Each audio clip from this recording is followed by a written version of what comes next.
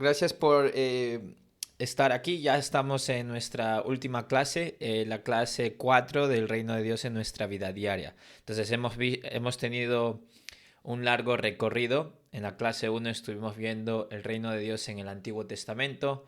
En la clase número 2 estuvimos viendo el Reino de Dios en el Nuevo Testamento.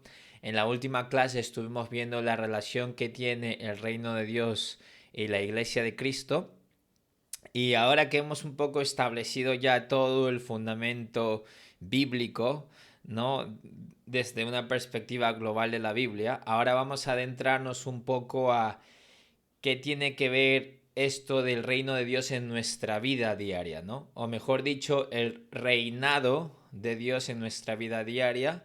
Y me viene a la cabeza la famosa frase de Jesús, ¿no? De no os preocupéis, buscad primero el reino de Dios y su justicia. Y cuando habla de eso, de buscar el reino de Dios y su justicia, está hablando prácticamente de ese reinado de Dios en nuestras vidas diarias, en nuestros corazones. Entonces hoy vamos a adentrarnos un poco a toda esta idea del reino de Dios en nuestra vida diaria, de cómo nuestra manera de entender el reinado de Dios afecta nuestra espiritualidad, el modo en cómo vivimos nuestro aprendizaje con Jesús. Y sí, no os preocupéis, sé que varios están trabajando, viéndolo, o sea, no pasa nada, al final los que quieran pues se pueden quedar a la sesión de preguntas, ¿vale? Yo calculo que como mucho tardo media hora en terminar la diapositiva y luego pasaremos a turnos de preguntas y respuestas. Bueno, pues vamos a pasar con el contenido de la clase para que veáis un poco qué es lo que he preparado, ¿vale? En primer lugar, vamos a hablar de la pregunta de qué modo se manifiesta o se expresa o se ve el reinado de Dios en nuestra vida. En segundo lugar, vamos a ver el reinado de Dios en nuestra formación espiritual o en nuestra transformación espiritual, dependiendo la expresión que te guste utilizar. En tercer lugar, vamos a ver también esas tensiones en la formación espiritual. Sobre todo me voy a adentrar en espiritualidad activa y espiritualidad pasiva, espiritualidad interna y espiritualidad externa. Ya veremos qué es eso. Y por último, una conclusión para que tengamos una visión global. Vale, pues vamos a pasar primero con de qué modo se manifiesta el reinado de Dios en nuestra vida. Y creo yo que la escritura clave, la escritura de suma importancia para entender el reinado de Dios en nuestra vida, de cómo Dios ha diseñado su gobierno, por así decirlo, su influencia en nuestras vidas, la encontramos, la respuesta a esa pregunta la encontramos en 2 Corintios capítulo 3 del 5 al 18. Entonces vamos a leer y vamos a, según leemos, vamos a ir destacando ciertas partes claves para entender esto. Vale, pues fijaros, dice así, Pablo hablando, dice, no es que nos consideremos competentes en nosotros mismos. Nuestra capacidad viene de Dios. Él nos ha capacitado para ser servidores de un nuevo pacto. No el de la letra, sino el del espíritu. Porque la letra mata, pero el espíritu da vida. Vale. Entonces, primero nos dice que no somos competentes en nosotros mismos, sino que el poder o la capacidad viene de Dios. Y luego está estableciendo una comparación entre el antiguo pacto, que consistía en la obediencia a la ley de Moisés, que se basaba en cosas, obligaciones o prohibiciones que tú tenías que hacer en el antiguo pacto, ¿no? Entonces, no matarás o darás diezmo o cosas por el estilo. Entonces, son cosas que hacer o dejar de hacer, ¿vale? Es decir, tiene que ver con algo del comportamiento. Y aquí habla del espíritu, entonces ya nos adelanta que la diferencia entre el antiguo pacto y el nuevo es el Espíritu Santo, ¿vale? Porque la letra mata, pero el espíritu da vida. ¿Por qué la letra mata? Bueno, en el contexto de la carta de Corintios, la letra mata porque nosotros fallamos en obedecer la ley. Por más que tú intentes con tu fuerza de voluntad obedecer la ley, vas a fallar. Va a haber un día que no sigas bien los mandamientos. Y por tanto, si tú fallas, pues estás muerto. Pero con el Espíritu Santo tenemos vida. Y vamos a ver un poco esta idea en la que va desarrollando Pablo esto. Y esto tiene que ver todo con el reinado de Dios en nuestra vida. De qué manera Dios ha decidido reinar sobre nuestros corazones? Y la respuesta ya la podemos anticipar, que tiene que ver todo con el Espíritu Santo, básicamente. Esa es la manera en que Dios reina en nuestros corazones, no a través de un sumo sacerdote, ya no a través de una teocracia política, que es un concepto que hemos visto en la primera y la segunda clase, sino que ahora es la espiritualidad interna. La revolución va de dentro hacia afuera, por cada individuo. Es básicamente lo que Dios ha decidido. Vale, seguimos leyendo. Dice: el ministerio que causaba muerte, el que estaba grabado con letras en piedra, fue tan glorioso que los israelitas no podían mirar la cara de Moisés debido a la gloria que se reflejaba en su rostro, la cual ya se estaba extinguiendo. Vale, está hablando ahora del antiguo pacto, Moisés, las tablas en el monte Sinaí, los 10 mandamientos, las leyes, todas estas cosas.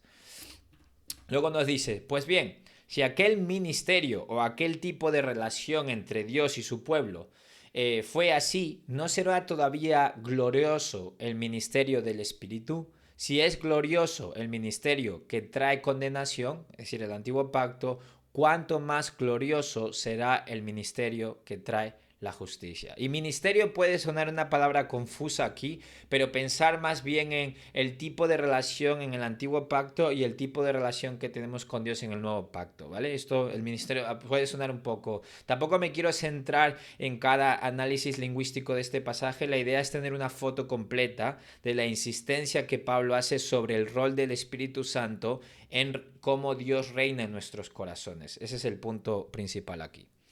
Vale, dice, en efecto, lo que fue glorioso ya no lo es si se compara con esta excelsa gloria. Y si vino con gloria lo que ya se estaba extinguiendo, cuánto mayor será la gloria de lo que permanece. Y sigue, así que como tenemos tal esperanza, actuamos con plena confianza. No hacemos como Moisés, quien se ponía un velo sobre el rostro para que los israelitas no vieran el fin del resplandor que se iba extinguiendo. Sin embargo, la mente de ellos se embotó, de modo que hasta el día de hoy tienen puesto el mismo velo al leer el antiguo pacto. El velo no les ha sido quitado porque solo se quita en Cristo. Hasta el día de hoy, siempre que leen a Moisés, un velo les cubre el corazón. Pero cada vez que alguien se vuelve al Señor, el velo es quitado. Y fijaros, esta es la parte clave, ¿vale? Aquí es la parte más fundamental del pasaje. Dice, ahora bien, el Señor, es decir, Dios, el Señor, es el Espíritu. Y donde está el Espíritu del Señor, allí hay libertad. Así, o de ese modo, todos nosotros, que con el rostro descubierto reflejamos como en un espejo la gloria del Señor, somos, ojo aquí, transformados a su semejanza con más y más gloria por la acción del Señor, que es el Espíritu. En resumen, está aquí igualando el Señor, que es una expresión que se utiliza para referirnos a Dios. Dice, el Señor es el Espíritu. O sea, el Espíritu Santo no es una fuerza tipo Star Wars, ¿vale? Aunque nos guste Star Wars, no es una fuerza, que la fuerza esté contigo, aquí no, ¿vale? El Espíritu Santo es una persona, es la parte de la Trinidad, ¿vale? Nosotros participamos de la presencia de la Trinidad, el Padre, el Hijo y el Espíritu Santo. Pues aquí dice que el Señor Dios es el Espíritu, o si lo invertimos, el Espíritu Santo es Dios, ¿vale? Que quede claro esto. Pero me encanta la parte aquí, dice, somos transformados a su semejanza con más y más gloria por la acción del Señor, que es el Espíritu. Es decir, el rol del Espíritu Santo, Dios viviendo dentro de nosotros, la persona de la Trinidad, que es el Espíritu Santo en este caso, que es Dios también, tiene el rol de que por su acción, por su poder transformador, nos va transformando a la imagen y semejanza de Jesús internamente. Esa es la idea principal aquí. Entonces, lo que quiero decir con esto es que el reinado de Dios ya no se expresa a través de poderes políticos, a través de partidos que dicen que son partidos cristianos. No, toda esa es porquería, ¿vale? Todas las naciones, todos los partidos políticos son Babilonia. Son egipcios, es Egipto. Aquí Dios ha decidido que la manera más radical que Él va a traer El reinado es a través del Espíritu Santo, reinando en nuestros corazones y transformándonos cada vez más a la imagen de Jesús.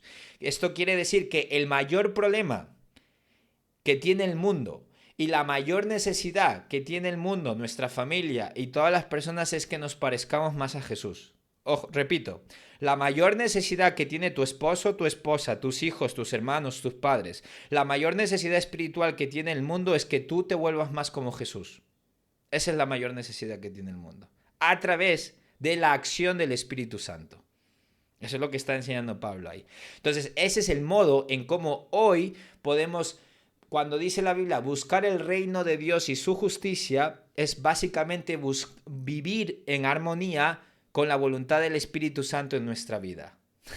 Esa es la cuestión aquí. Vale, pues vamos a profundizar un poco más en esto. Esta es un poco la teología, ¿no? Estoy estableciendo el fundamento bíblico, pero vamos a adentrarnos un poco más en esto. Podemos decir que, en resumen, Moisés era el único intermediario entre la presencia de Dios y el pueblo de Israel. La ley que dio a Moisés mostraba la voluntad de Dios, pero los humanos eran incapaces de cumplir con la ley. Por eso dice que la letra mata o la letra es muerte. El Espíritu Santo es Dios viviendo en nosotros y el que nos capacita para ser transformados o formados espiritualmente a su semejanza. La fuerza de voluntad en hacer las acciones correctas no puede producir el cambio espiritual interior. Dios tiene que darnos una nueva naturaleza en Cristo, o como dice en 2 Corintios 5, somos nueva criatura en Dios. La fuerza de voluntad no es suficiente. Tiene que haber algo sobrenatural en nuestras vidas, que es el Espíritu Santo. Vale. Entonces, el reino de Dios o reinado de Dios se da en nuestros corazones cuando nuestras vidas tienen los frutos del Espíritu. Ese es un rasgo claro de que Dios es rey de nuestras vidas. El Espíritu Santo es la evidencia más clara del reinado de Dios en nuestros corazones. Nuestro comportamiento o acciones expresa o refleja el estado de nuestro corazón, ¿vale? Entonces sí hay una relación externa, pero primero es una transformación interna. Vale. Ahora bien, entonces vamos ahora a tratar de adentrarnos, ahora que entendemos el fundamento bíblico de esto, vamos a profundizar un poco más de cómo se da el reinado de Dios en nuestra formación espiritual o transformación espiritual. Vale. Fijaros en Gálatas 4:19, dice, queridos hijos, por quienes vuelvo a sufrir dolores de parto hasta que Cristo sea formado en vosotros. Bueno, aquí las mujeres que han dado a luz y han estado embarazadas dirán, Pablo, que no tienes ni idea. No tienes ni idea, Pablo. Tú eres un hombre. Tú nunca has sufrido dolores de parto, ¿verdad? Pero bueno, Pablo está utilizando esa hipérbole, ¿no? Esa manera de expresar súper profundamente cuánto Pablo anhela que Cristo sea formado en nosotros, que es prácticamente el rol del Espíritu Santo, hacernos más a la imagen y semejanza de Jesús, que esa es la santificación, la formación espiritual, etcétera, etcétera, etcétera. Vale, pues vamos a ver esto un poco, cómo Cristo es formado en nosotros. Vale, bueno, primero que todo quiero dejar algo claro. Lo primero es que todos estamos siendo formados de algún modo espiritualmente. Somos como la plastilina o el barro de cerámica. ¿Vale? El Espíritu Santo nos forma o transforma a la imagen de Cristo. Trans es como más allá o del otro lado, es decir, de un modo más radical. Nos da una nueva naturaleza en Cristo. Somos criatura nueva en Cristo. ¿Vale? El Espíritu Santo nos forma espiritualmente a la imagen de Jesús. El pecado nos deforma espiritualmente, o podríamos decir que el pecado nos forma a la imagen de Satanás, como una plastilina. Las personas con las que pasamos tiempo también nos forma para bien o para mal. ¿Qué quiere decir esto? Que todo ser humano, tenga a Jesús o no tenga a Jesús, está siendo formado espiritualmente de algún modo u otro. La pregunta es, ¿Hacia qué esa persona está siendo formada? ¿Está siendo formada en similitud y semejanza al mundo, a Satanás, en una persona de odio, de codicia, de lujuria? ¿O está siendo formada en una persona de amor, de paciencia, de amabilidad, de bondad? Esa es la pregunta. Siempre estamos siendo formados espiritualmente. La pregunta es qué nos está dando esa formación espiritual, ¿vale? Eso es importante. Y bueno, me gustaría leeros aquí una cita de Dallas Willard de Renueva tu corazón, que me parece muy bueno para entender cómo vivimos nuestra vida de un modo profundo. Y dice lo siguiente Dallas Willard, que es un filósofo, teólogo ya muerto recientemente, pero un gran mentor espiritual en el tema de cómo somos formados a la imagen de Jesús. Dice así, él dice lo siguiente: vivimos desde nuestros corazones, en referencia a Proverbios 4:23, cuando habla de que del corazón emana la vida, ¿no? Todo lo que nosotros vivimos emana del corazón, ¿vale? Dice así, vivimos desde nuestros corazones. Tú tienes un espíritu dentro de ti y has sido formado de algún modo. Ha adoptado el espíritu que tienes, o la persona o tu corazón ha adoptado un carácter específico. Tengo un espíritu y ha sido formado. Nuestras vidas y cómo vemos el mundo ahora y en el futuro son casi siempre un simple resultado de aquello en lo que nos hemos convertido en las profundidades de nuestro ser, nuestros espíritus, voluntad o corazones. Desde allí, es decir, desde nuestro corazón, vemos nuestro mundo e interpretamos la realidad. Desde allí tomamos nuestras decisiones, actuamos e intentamos cambiar nuestro mundo. Nosotros vivimos desde nuestras profundidades. Y me encanta el modo en cómo él lo expresa, porque la idea central ahí es que en referencia a Proverbios 4:23, si tenemos que proteger nuestro corazón porque de él emana la vida, de nuestro corazón sale la vida, lo que está diciendo aquí Dallas Willard es que dependiendo de cómo nos formemos espiritualmente, cómo hemos sido transformados en nuestros corazones para bien o para mal, desde ese lugar, desde esas profundidades, es desde ese punto en el que nosotros sentimos la realidad, interpretamos espiritualmente, sentimos a las personas como cosas a rechazar o a usar, o cosas o personas a las que amar y darnos. Es decir, que es desde un punto muy profundo, no es teórico, es afectivo, nos coge las emociones, es visceral, es decir, es todo nuestro ser, es una manera de existir, de estar en el mundo, de vivir nuestras vidas espirituales. Es decir, es algo muy profundo, no es simplemente una idea mala o bonita, no, aquello que nos transforma espiritualmente es algo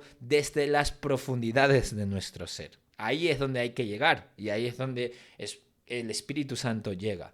Vale, entonces, pero ahora me gustaría hablar, porque esto es muy importante, me gustaría hablar de las tensiones en la formación espiritual. Esta clase se quedaría coja si no matizo o me adentro un poco en las tensiones en la formación espiritual. Hay cosas que nosotros en nuestro discipulado con Jesús, en nuestro aprendizaje con Jesús, en ser, con lo que dirían en inglés, apprentice of Jesus, o aprendices bajo el yugo de Jesús, de ser seguidores de Jesús, hay cosas que nos va a ocurrir y que son tensiones, como cosas difíciles de conciliar en la vida espiritual. Y me gustaría hablar de este tema en el contexto del Espíritu Santo y el reinado de Dios en nuestras vidas. Y estos son, por así decirlo, paradigmas o marcos que nos van a ayudar a interpretar nuestra vida espiritual. Pues dejadme que os comente esto. A ver, espero que os ayude. El primer marco interpretativo o el primer molde para entender nuestra experiencia de nuestro caminar con Dios a lo largo de los años es este paradigma de espiritualidad activa y espiritualidad pasiva. Voy a daros un ejemplo. A ver, si tú has ido al gimnasio, tú tienes que hacer esfuerzo, ¿verdad? Hay una parte que es activo. Tú tienes que ir al gimnasio, tienes que ser disciplinado y tienes que levantar pesas y dices, bueno, pues voy a empezar con este peso y consistentemente voy a comer más proteína, voy a tratar de dormir bien y voy a seguir cargando peso a lo largo de las semanas para tener lo que llaman hipertrofia muscular o ponerse tocho o ponerse fuerte, como dicen en la calle, ¿verdad? Entonces, vale. Pero claro, hay un aspecto en el que tú tienes que ser activo, ¿no? Cosas que tú puedes controlar. Pero tú no, pero hay muchos otros procesos de tu cuerpo que tú no controlas activamente. Tu cuerpo se ocupa de sanar, restaurar y crear tejido muscular, ¿verdad? Tú no dices, hígado, tienes que hacer esto, o corazón, tienes que latir, o tienes que crear más músculo mientras duermo para reparar el tejido muscular. No, o sea, tú no estás involucrado en ninguno de esos procesos que tu cuerpo ya hace, incluso cuando tú no tienes conciencia de ello o que no estás involucrado directamente con eso. Entonces aquí vemos que el ejemplo del gimnasio y cómo nosotros crecemos muscularmente, hay un aspecto activo que es ser disciplinado, ir al gimnasio, comer proteína, dormir bien, etcétera, etcétera. Pero hay otras cosas que ocurren, por así decirlo, debajo de la superficie que tú no estás en control. Eso sucede porque el cuerpo sabe lo que hace, básicamente, ¿vale? Pues del mismo modo ocurre con la vida espiritual. Vale, espiritualidad activa. ¿Qué quiero decir con esto de la espiritualidad activa? Pues en la espiritualidad activa vemos cosas como la actividad y contemplación. ¿Vale? El ejemplo claro es María y Marta. María es el aspecto contemplativo de la vida espiritual, de el estar en la presencia de Dios, o en inglés dice abide, el verbo abide, que vendría a ser permanecer en la vid, permanecer en Jesús, esa idea de estar en continuo contacto con la presencia de Dios y que tú la sientes y que te permea toda la realidad, te transforma toda la realidad en el día a día. Pues, ¿qué cosas son la espiritualidad activa? Pues bueno, orar, por ejemplo, tiempo en solitud, que es una palabra antigua, ya en español ya no se utiliza tanto, solitud, pero solitud quiere decir que estás a solas, pero no en el sentido de aislamiento negativo, sino más bien como una soledad positiva en la que estás tú con Dios, ¿vale? En inglés todavía hay diferencia entre solitude y loneliness. Loneliness debería ser lo negativo, ¿no? Pero solitude es de hecho bueno para espiritualmente, ¿vale? Tiempo en solitud y silencio, Jesús lo hacía todo el tiempo, se apartaba de las multitudes a lugares desiertos, ¿vale? En silencio. En el Nuevo Testamento vemos mucho eso. Ir a la iglesia, confesar, estudiar la Biblia y servir, y podemos aquí incluir muchas más actividades. ¿Qué quiere decir esto? Que en nuestra espiritualidad activa hay muchas cosas que nosotros podemos hacer, ¿no? Es decir, cuando tú oras tienes que levantarte y hablar o estar con Dios, tienes que planearlo. Cuando vas a la iglesia igual hay un montón de planes que tienes que hacer, coger el bus, el metro, el coche, etcétera, etcétera, al igual que confesar. La espiritualidad activa es ese aspecto de nuestra vida espiritual que se siente como que tú estás ejerciendo disciplina, ¿no? Para hacer esas cosas. Es como, me tengo que esforzar aquí bastante. Vale. Y en ambos aspectos, tanto en la actividad y en la contemplación, ¿no? En esos aspectos donde hacemos mucho y también en esos aspectos donde nos paramos y estamos con Dios en oración, en ayuno, etcétera, etcétera, etcétera. Vale. Pero luego está lo que llamaríamos la espiritualidad pasiva. Y esto es lo que Dios hace debajo de la superficie. Dios da el crecimiento, la obra sobrenatural del Espíritu Santo en nuestras vidas en forma de evento milagroso o proceso de vida y santificación. ¿Qué quiero decir con esto? Que da igual cuánto tú intentes controlar y ordenar tu vida con un montón de prácticas espirituales. Eso es positivo, pero eso no va a ayudarnos a ser transformados espiritualmente desde dentro hacia afuera. Hay un rol, hay un papel, hay una función irreemplazable que tiene el Espíritu Santo en nuestras vidas y que nada puede reemplazar eso. Es algo sobrenatural y es algo que Dios hace debajo de la superficie. Nosotros plantamos, regamos, Dios da el crecimiento, nosotros andamos con Jesús y el Espíritu produce esos frutos. Es algo que no lo puedes forzar, es algo que Dios hace debajo de la superficie. Y es curioso porque el Espíritu Santo tiene dos formas de actuar, ¿no? A lo mejor tú has experimentado en tu vida que hubo un momento que hiciste una oración, un ayuno y de repente Dios te liberó de un pecado, ¿no? Como dijiste, wow, yo oré eso, ayuné y nunca volví a tener luchas con el alcohol, o nunca volví a tener luchas espirituales con la pornografía, o nunca volví a tener luchas con el enfado o la impaciencia. Pero por lo general, para la gran mayoría de nosotros, el trabajo del Espíritu Santo, esta espiritualidad pasiva en el sentido positivo, lo digo, lo de pasivo aquí es en el sentido positivo. Para la gran mayoría de nosotros, la obra del Espíritu Santo parece silenciosa, lenta y sutil. Y es un proceso de vida donde Dios nos está moldeando a través de situaciones cotidianas u ordinarias en imagen y semejanza con Jesús, que es lo que llaman algunos santificación, ¿vale? Ser hechos santos, más a la imagen de Dios, ¿vale? Entonces aquí tenéis ese paradigma que nos puede ayudar a ver cómo el reinado de Dios se da en nuestras vidas. Nos convertimos en personas más espirituales a través de las prácticas, pero sin olvidar que hay algo que por más que practiquemos se nos escapa y que es la obra del Espíritu Santo, que es lo que Dios hace debajo de la superficie, o como dirían en inglés, under the surface, ¿vale?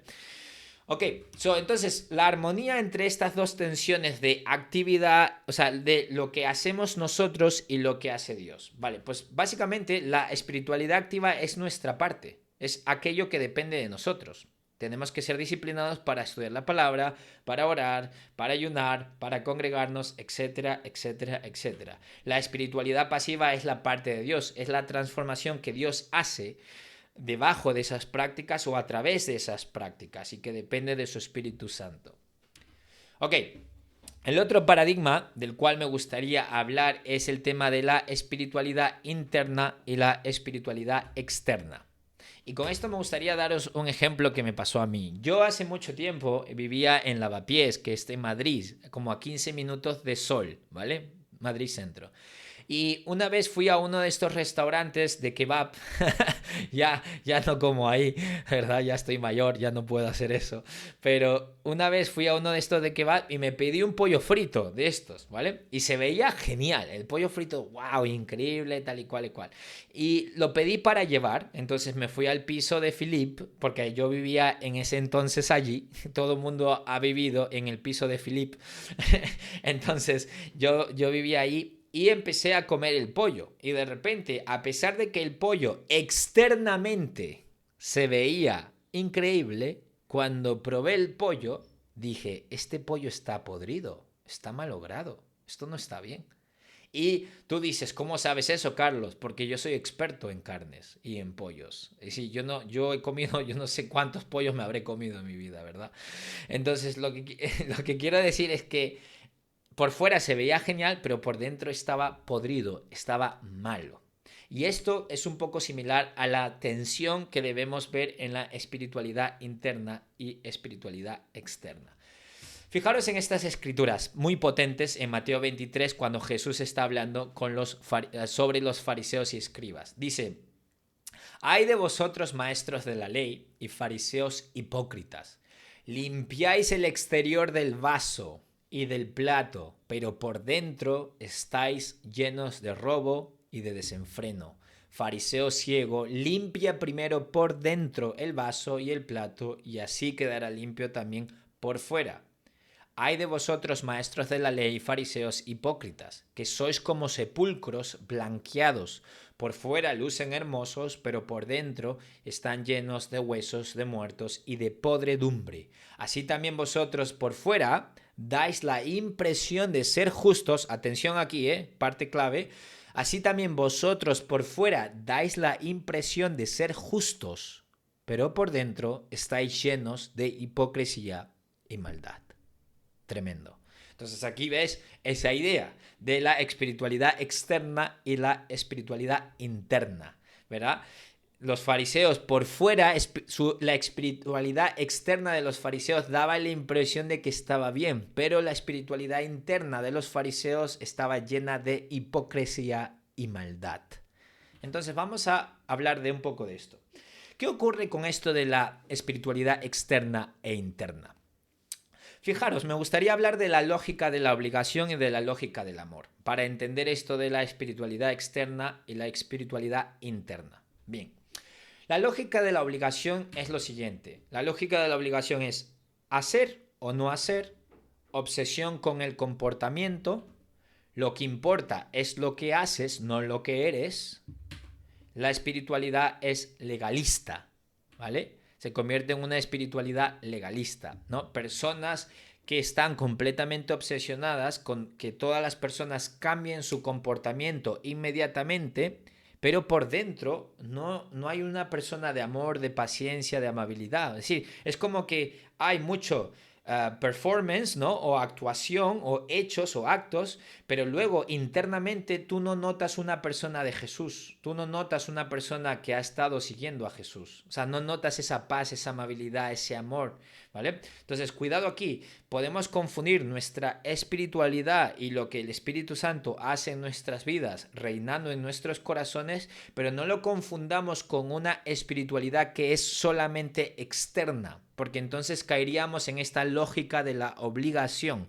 Dios tiene algo mejor para nosotros y es la siguiente lógica, la lógica del amor. La lógica del amor funciona de un modo distinto. Amar o no amar lo bueno. Es decir, no solamente se trata en hacer o no, en hacer lo correcto, sino que también se trata en amar lo que Dios ama. No se trata solamente de dejar de hacer lo incorrecto o dejar de pecar, sino también de odiar lo que Dios odia, odiar lo malo. Claro, aquí está, claro, porque es muy fácil vivir externamente, pero lo más importante es que venga de dentro hacia afuera, no solamente que se quede fuera la cosa, ¿vale? Luego, la lógica del amor nos dice lo siguiente, el estado del corazón es más importante que lo que uno hace. Fijaros en lo que dice Pablo en 1 Corintios 13, ¿no? Un acto o acción es buena solo si hay amor. Es decir, yo puedo entregar todos mis bienes y entregar mi cuerpo por los pobres, pero si no tengo amor, de nada me sirve. ¿Qué es lo que está diciendo Pablo? Que nosotros podemos tener un comportamiento o acciones espiritual, pero si esas acciones no han surgido, no han emanado de la fuente del amor, de un corazón que ha sido transformado por el Espíritu Santo en una persona como Jesús, de nada nos sirve. De nada nos sirve estar puntuales en la iglesia, orar 7 veces al día, ayunar 3 veces por semana, nunca mostrar enfado si por dentro no hay amor. ¿Vale? La lógica del amor va más allá que la acción obligatoria o las prohibiciones. Va sobre el estado del corazón. Es una manera de ser, de estar en el mundo, de existir afectivamente, mentalmente, emocionalmente, espiritualmente. Vale. Y lo que importa es lo que eres, no lo que haces. Pero claro, de nuevo, aquí hay tensiones, ¿no? Porque lo que haces es una expresión de lo que eres, básicamente. Pero no solamente se puede quedar en externalidad espiritual, ¿vale? Entonces, hay que evitar dos excesos, por tanto, en este paradigma de la espiritualidad interna y externa. ¿Vale? El primero es que la espiritualidad interna se debe expresar externamente, pero no debemos solamente fijarnos en hacer lo correcto, sino también en amar lo que Dios ama. El amor influye en nuestros actos, ¿vale? Si tú eres una persona que dice, pues yo tengo mis tiempos con Dios todos los días y voy a la iglesia siempre y siempre evangelizo y nadie hace nada y tu corazón está lleno de enfado, de odio, de crítica, ahí hay algo, allí hay algo, ¿vale? ¿Por qué? Porque todos esos actos buenos se tienen que expresar desde la paz, desde el amor hacia Dios, desde ser transformados en una persona hacedora de paz, como dice la Escritura. Vale. Ahora bien, el otro exceso es lo otro, ¿no? El otro extremo es la espiritualidad externa, es el resultado natural de una espiritualidad interna con Dios. Nadie puede llamarse a sí mismo espiritual si su vida no está marcada por los frutos del Espíritu. ¿Por qué? Porque una persona puede decir, ves, Carlos, no hay que ser legalista. Entonces, pues nada, yo vivo mi fe por mi cuenta en mi intimidad con Dios. Pero no, si la persona en cuestión no se le ve su vida marcada por los frutos del Espíritu, en el que es obvio por sus relaciones, por su trabajo, por su matrimonio, por su manera de ser padre, madre o ser hijo o hija, en el que es una persona de amor, también hay un problema. Entonces tenemos que vivir con esa tensión, ¿verdad? De la espiritualidad interna y externa. En el caso de los fariseos o de los escribas en el Nuevo Testamento, vemos que la crítica que les hace Jesús es que externamente ellos parecen justos, hacen todo lo que es correcto, pero internamente aman el dinero y la gloria de los hombres. Escuchar esto, de nuevo lo voy a repetir. En el caso de los fariseos y de los maestros de la ley, el problema era que externamente hacían todo lo correcto, pero internamente sus corazones amaban la gloria de los hombres y el dinero. Entonces, claro, ahí es donde dices, oye, aquí no hay armonía entre la espiritualidad interna y externa, pero lo suyo es que lo interno influya en lo externo, ¿no? De que venga del corazón al comportamiento y no solamente comportamiento, pero mi corazón está lejísimos de Dios. Eso no sirve para nada. Vale. Entonces, las prácticas de la espiritualidad activa, así resumiendo un poco todo, ¿vale? Las prácticas de la espiritualidad activa como ayunar, confesar, orar, congregarse, influyen en nuestro carácter, pero no tiene el poder para llegar a un cambio radical.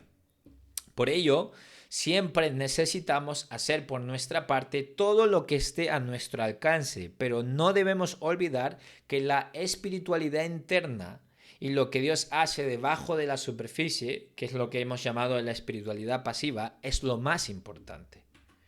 Nos esforzamos para dejar de esforzarnos. Nos esforzamos para entrar en su reposo. Me encanta Hebreos 4:11. Hebreos 4:11 dice que hagamos todo esfuerzo para entrar en su reposo, para descansar en Dios. Es como, oye, te tienes que esforzar con todo, con todas tus fuerzas, para descansar en Jesús. Y parece como una paradoja, ¿no? Oye, ¿cómo que tengo que esforzarme con todo para poder descansar en Jesús? Para poder entrar en su descanso, ¿vale? Y yo creo que esta escritura explica claramente la tensión entre la espiritualidad activa, pasiva, espiritualidad interna, externa, ¿no? De que hay cosas que dependen de nosotros, pero la idea es que nosotros nos esforzamos para dejar de esforzarnos. Nosotros nos esforzamos en ir a Jesús para cargar su yugo suave y ligero. Esa es la idea. Esa es la idea. Pero una vez conectado a la vid, ya todo cambia. Ya no nos parece una carga porque estamos con Jesús. Esa es la idea. Nos esforzamos para dejar de esforzarnos. Vale. Y entonces, como conclusión, así a modo de resumen, yo diría que podríamos quedarnos con este párrafo, ¿vale? Buscar el reino de Dios en nuestra vida diaria es buscar a Dios a través de las prácticas espirituales, que le hemos llamado aquí espiritualidad activa, con el fin de que el Espíritu Santo forme o transforme nuestro ser interior en un ser, en una persona que se parece a Jesús. Entonces el rol del Espíritu Santo es espiritualidad pasiva en el sentido de que el Espíritu Santo hace un rol, una función que nosotros no podemos hacer a fuerza de voluntad, ¿vale? Es un milagro sobrenatural de Dios. Pero que el Espíritu Santo obra en colaboración con nuestra práctica, nuestro esfuerzo de realmente poner esto en práctica, como la tensión de fe y obras, un poco eso, ¿no? Esa es la idea. Vale, entonces aquí dice... Repito entonces, buscar el reino de Dios en nuestra vida diaria es buscar a Dios a través de las prácticas espirituales, espiritualidad activa, con el fin de que el Espíritu Santo forme o transforme nuestro ser interior en un ser que se parece a Jesús, que es el rol del Espíritu Santo, espiritualidad pasiva, tanto en su amor, espiritualidad interna, como en sus actos, espiritualidad externa, o lo que vendríamos a decir en nuestro corazón y en nuestro comportamiento.